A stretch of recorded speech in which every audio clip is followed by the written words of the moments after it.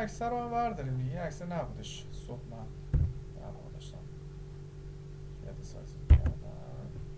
اینجا اینسپکت بگیریم روی این قسمت و فیگرش و روی عکس داینامیکه دیگه. سایتش مشخصه و قرار هستش که مثلا این چیزی که من فرانت که دارم طراحی میکنم بعدا بیاد داینامیک بشه و این رو هم سیو از میکنیم میذاریمش پیک نمیدونم پیک چند دارم مثلا پیک 6 بیاد به این شکل اینجا قرار بگیره و بیایم پیک 6 رو اینجا قرار بدیم کنترل C و کنترل V پیست به این شکل. بریم سراغ سکشن 5 کنترل D 5 و کلاس کانتینر پروداکتس و سکشن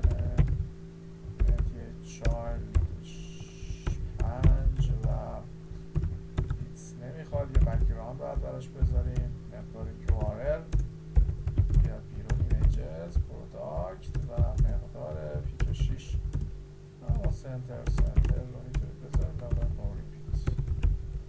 خب بریم ببینیم چه کردیم و اینجا یه رفرش خوبه جاش خوبه. حالا مواردهای بعدی رو باید شروع کنیم قرار دادن.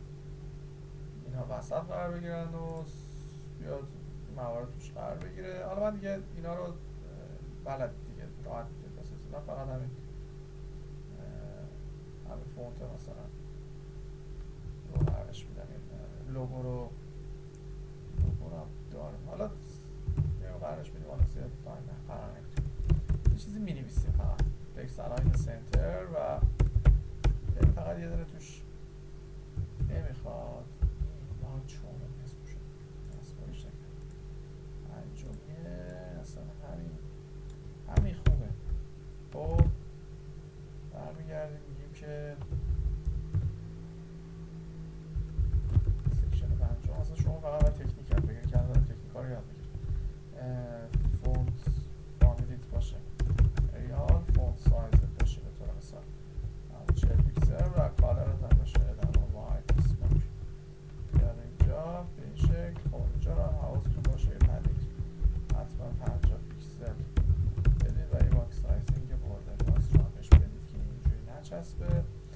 یه مارجین باتن هم بدید 10 پیکسل و اینها رو هی دیگه تعمیم بده دیگه. این بشه H3 این بشه مثلا 20 پیکسل و این هم باشه H5 این هم باشه مثلا 14 پیکسل به این شکل اینجا قرار بگیره. خب حالا فرض کنید شبیه بینه دیگه هم ساختن این سخت است.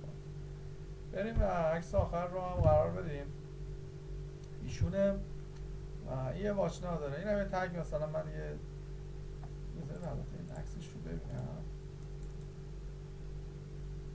این فقط یه عکسه. خب اینجا این مقادیری که میبینید توش نوشته شدن که ما راحت میتونیم این میبینیم انتها نزدیکه این رو از فلکس استفاده بکنیم اصلا نه پدینگ بدیم یا یه تکنیکی داره. بریم تو فیلم بعدی رو هم پیاده بکنیم بعد نیست قشنگ